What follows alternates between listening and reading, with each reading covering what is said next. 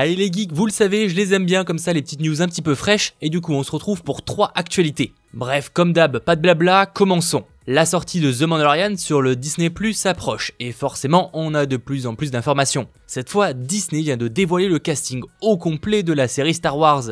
Et il y aura donc bel et bien Pedro Pascal, la star de Narcos en tant que tireur isolé et perso principal. Et il sera accompagné de Gina Carano, vue dans Deadpool, Emily Swallow, aperçue dans Supernatural ou encore Le Mentaliste, sans oublier Giancarlo Esposito de Breaking Bad, Warner Herzog de Grizzly Man, ainsi que Carl Weathers de Predator et Omid Habta d'American God. Et pour finir, Nick Nolte de Affliction. Excusez-moi pour les prononciations, vous en avez l'habitude. En tout cas, ma foi, c'est un beau casting. Jon Favreau, le producteur du show, a expliqué qu'il avait eu le plaisir de travailler avec ce groupe incroyable, talentueux, et qu'ils sont impatients de voir le résultat. Et nous aussi. Pour ce qui est de l'histoire du show, selon le Hollywood Reporter, elle se déroulerait environ 5 ans après les événements du Retour du Jedi. Et ça se passerait dans la périphérie où les gens ne savent pas et entre guillemets s'en fichent que l'Empire soit tombé. J'aime bien l'idée. Aucune date de sortie exacte n'a été confirmée, mais si la série accompagne le lancement du Disney+, comme on peut l'envisager, cela sera pour 2019, voire fin 2019. Bref, sinon ça faisait longtemps, mais on a du nouveau pour ce qui est du très attendu The Batman. Vous savez, ce projet qu'on ne voit plus arriver et qui est réalisé par Matt Reeves. Si on en croit Humberto Gonzalez, une source en général assez fiable, le réalisateur qui est aussi en charge du scénario doit déposer une réécriture d'ici la fin de l'année.